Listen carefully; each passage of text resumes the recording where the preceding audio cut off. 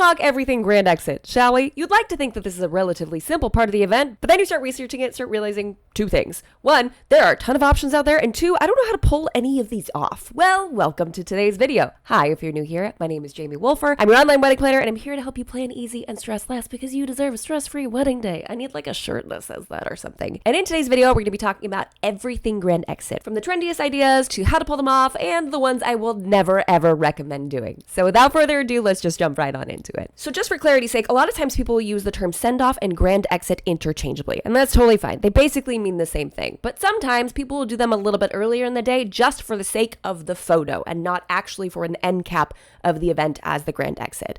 All of these ideas most of the time can be used for either one of those, like a fake send-off photo earlier in the day or end of your ceremony, or at the end of your evening. Another thing to keep in mind when you are doing a send-off or grand exit photo is what you are trying to prioritize. Are you prioritizing the photo, the moment with your guests, or are you really trying to bring both of those together? Because sometimes you just want vibes, right? You just want all of your wedding people to be super excited and cheering you on into this next chapter of your life. And other times you're like, no, I paid extra for the photographer to be here till the very end of the event. I'm getting bomb photos out of this. And then sometimes you're like, why can't I have my cake and eat it too? So I've separated all of them into those categories, as well as the one I alluded to earlier of the types that I never recommend doing. Now, if you're trying to figure out where you would like to do or have a send-off photo in your event, let's talk about the few options that you could have. 1, at the end of your ceremony. 2, at the beginning of your reception. 3, somewhere in the middle of your reception, and 4, at the end of your reception. If you do it at the end of the ceremony, it really does kind of set the tone and hype people up to get ready for the rest of the event. It's like, hey, we had a really reverent moment right here in the ceremony, and we said our I do's and we said our vows. That was precious and fantastic and wonderful. And now we're throwing stuff. Okay, we're setting the vibe, we are moving forward, and it still gets you that epic photo. The only downside to this is the lighting. The second option would be some sort of epic photo as you enter into your reception space. This one is pretty rarely used, but you can implement it if you want to. The nice part about this is if it's inside, you can kind of play with the lighting a little bit, maybe get it a little bit darker if you want to implement some sort of light-based accoutrement for your guests to be flailing about. And this, again, really does help to set the tone for what the event's going to feel like. I don't love this one, though, because it tends to be pretty chaotic afterwards when everyone needs to go find their seats, and you've brought the energy up to here only to tell everybody to go sit down. So in lieu of that, maybe bump it a little bit later and have everyone come out to the dance floor and have your big epic send-off-esque photo right before your dance floor starts. Again, lighting's an issue. If you're inside, you're really limited to the amount of ones that you could do, but it does help to set the tone and you still get your photo. If you decide to do it randomly sometime during the evening, if it's anything past cake cutting, which is usually around the halfway mark for most receptions, then anticipate a lot of people leaving, especially if you're going to ask them to go outside. Let's say it's dark enough, you bought the sparklers, you bought some sort of lightsaber, we'll get to all those ideas again in a minute, but you bought something with lights in it that you can finally use outside. If you send your guests outside, you're going to lose some of them. So we still get that photo and you get to go back inside, but that basically gives your guests permission to leave if they feel like it. So if that's something that you're okay with, great. Here is the upside of doing that. You don't have to have your photographer stay through 2 to 3 hours of dancing footage that they probably are not going to capture thoroughly because there are only so many photos of your Uncle Sam doing this. You know, that they can actually get. I don't know why I picked Uncle Sam, okay? But seriously, I asked a photographer once, I'm like, what do you do for all these hours? And one photographer, I will never forget this, looked at me and goes, I pretend to take photos. I walk around and I press down and it makes a click noise, but I don't actually take a photo so I don't have more photos to wade through afterwards because there's only so many photos that we could be taking during dancing. It's like taking photos when someone's eating. It's very rarely attractive. And honestly, I appreciated her honesty. So you have a high-paid person hanging out for an extended period of time, not really utilizing their best skills. And you know what? I can't blame them. No matter what you think, you don't want hundreds of dance photos coming back to you at the end of the evening. And then the last time that you can have some sort of group send-off style photo would be at the very end of the evening. This is the most common way of doing this. So the other ones are great ideas, just to get the photo, have the moment, right? But this, I love a true and proper grand exit because it is a fantastic bookend to the end of your event. And it's also a great way to tell your guests it's time to leave. Our venue rental has ended. I think I've only had one event try to keep going after a send-off. Usually it's like playing closing time in a bar. It lets everybody know it's time to go. And it's also a fantastic way to end your event on a high note. The downside to this is, like I just mentioned, paying your photographer to stick around through the entirety of the evening. One way you might be able to save a little bit of cash is to ask them if they could send their second shooter home early, and maybe they could just stay to the end of the evening to capture that photo.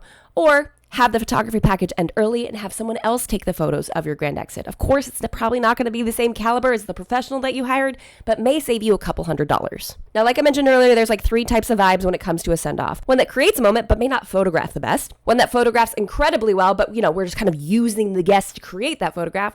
And then the third category is the perfect blending of the two, where it creates a moment and it also creates a stunning picture. Now let's start off with the moment ones. I saw this super sweet TikTok recently. I'll throw it up right here. And basically the bride was like, hey, I wasn't thinking about doing a grand exit. And then just simply like running through all of my favorite people at the end of our event was incredible. Like I absolutely loved, which leads me to the very first example. And that is simply some sort of like soccer tunnel and or spirit fingers style tunnel where all of the guests just throw up their hands and woo as you run through the tunnel. Super cute. And you just hope that everyone's deodorant is working. Okay. Other moment style send off accessories tend to be something that you like wave about, right? And that would be something like a pom-pom or streamers or a ribbon wand. All of these are great things for guests to kind of participate with. It could be a customized flag, something that they're just kind of like da da da da da, right?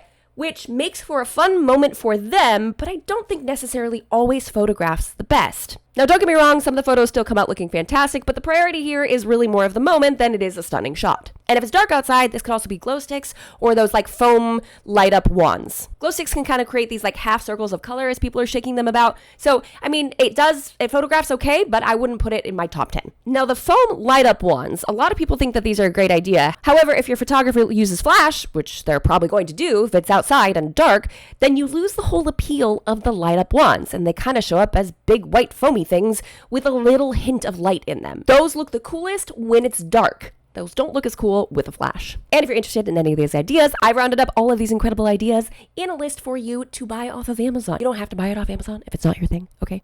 Now, of course, if you want to go local or handmade or artisan made, you can feel free to jump out there and find someone. Etsy's a fantastic place for some of those sellers as well. But Amazon makes life just a little bit easier sometimes when we're wedding planning. So I'll go ahead and link it right up here and in the description box if you're interested in clicking add to cart on any of these send-off ideas. And then lastly, for in the moment type vibes that don't photograph as well, would be something that makes sound. It could be the little bells on the end of a stick. It could be tambourines. It could be maracas. That's a really fun way to get people involved and get them excited, but a photograph doesn't really capture that moment as effectively. Now, if you have video and you want to capture the movement and the excitement on people's faces as they're harnessing their inner Esmeralda and cheering you on to the next chapter of your life, it is arguably incredibly fun to be there in the moment. Just bear in mind that it's going to look maybe a little bit wonky on camera. Next category is just for the photo moment. And this is where the only thing that we really need from your guests is for them to chuck something at you. I have all my ideas listed right here, so I'm just going to read them off real quick. Confetti, rose petals, dried flowers, petal pops, leaves, lavender, birdseed, and non-helium balloons. Now let's pause here and have a little conversation about throwing things at your wedding. If you toss something out at your wedding, someone will need to clean it up. Either the venue, your family and friends, your wedding planner, your wedding party, someone's gonna have to clean that stuff up. Because likely when you toured the venue last, you didn't see confetti stuck in all of the bushes out front.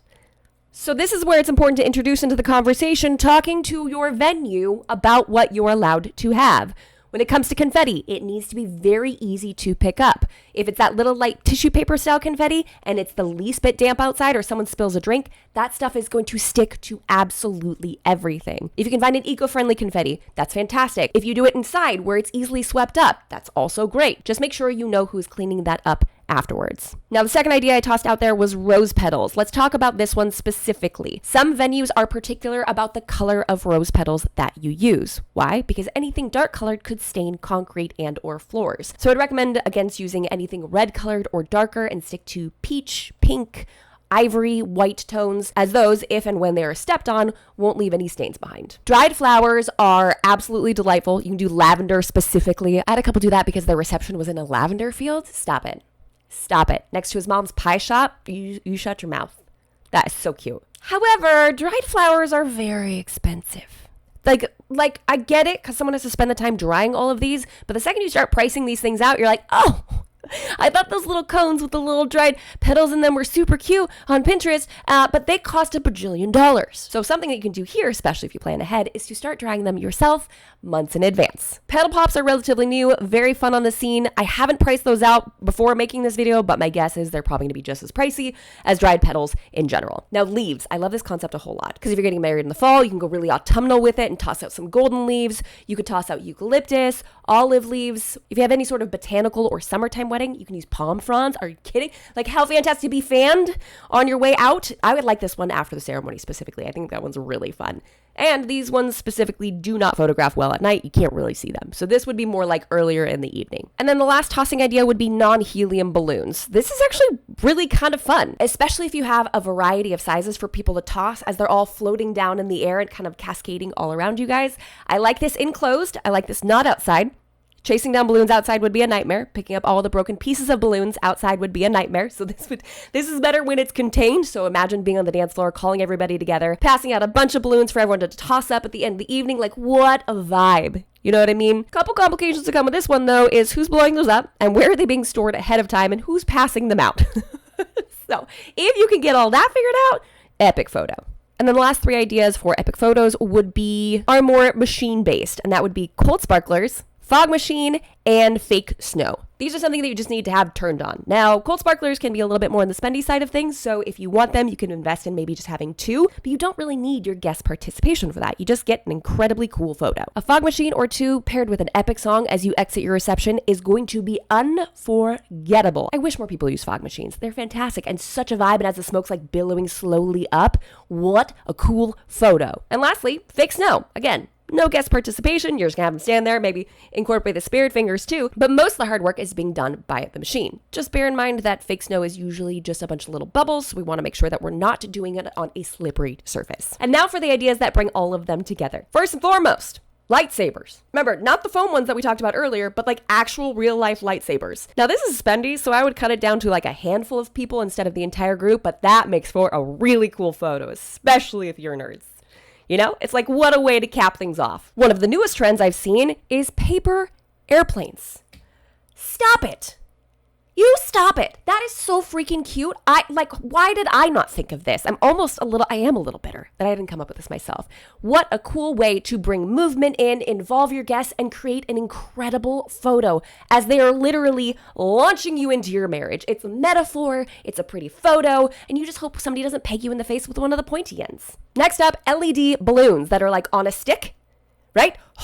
So freaking cool, especially if you want to use it with the tunnel idea. So you have like all these balloons at these different heights and you're kind of ducking underneath them. It feels really magical, or encourage people to hold them in different areas. So it really kind of envelops you as you move down the tunnel of people who love you so very much. I love this one. Again, because it's light-based, it has to be later in the evening, but this is pretty stinking epic. We run into the same issue that we had with the non-helium balloons earlier, though, in how are they being stored? How are they being blown up? Because they're a little bit larger, it's either hard to transport them like that, or you need someone to be doing it during your event. Another idea, and I almost cried when I saw this earlier. And this works for spiritual, religious couples, believers, to have your family members and friends put their hands out and pray over you as you walk down the tunnel.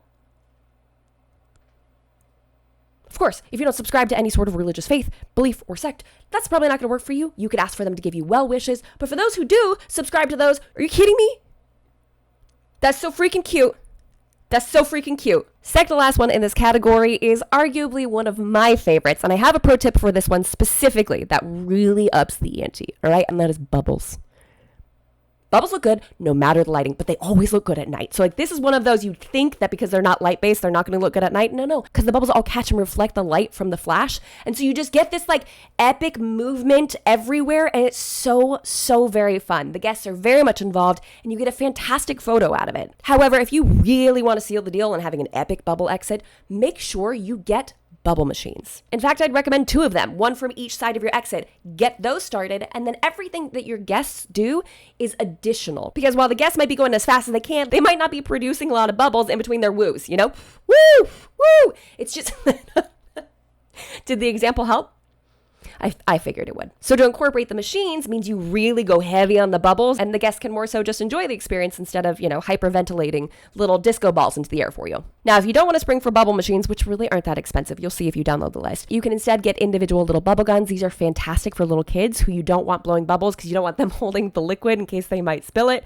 And it helps them to feel really involved and honestly kind of a little extra cool because they get something that the adults don't get. And then last, but most certainly not least, for both the epic photo and the epic moment would be sparklers. You didn't think I'd make a list of send-offs without including sparklers, did you? Of course, it is very important to note that sparklers are flames. And sometimes people are not smart or have imbibed too much.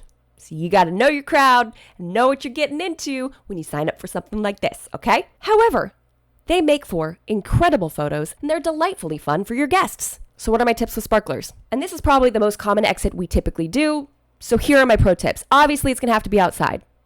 That's a requirement. You need to check with your venue to make sure it's allowed. There's a lot of places in California where I worked for years and years that didn't allow it because, California wildfires. It's not funny. 3, the burn length matters. Do not bother with 30-second sparklers. It's not going to be enough time. You need at least 60 seconds, if not 190 seconds. Because ideally, if you can run through that tunnel twice, that just doubles the opportunity for getting some really great photos. Tip number 4, have multiple people lighting them, and they actually light more easily if you touch one sparkler to another that one's already lit than they do coming from a fresh flame. I also recently saw for tip number 5 that some people will light them from the base instead of the top. That's really hard to communicate at the end of the night when guests are so used to the top being lit and it burning down this direction. So honestly, that's a great idea, but most people are used to the opposite end of that, so it might get a little complicated. So have more than one person lighting them and encourage people to touch the ends. You can use different language if you want. Many of the groomsmen find it hysterical.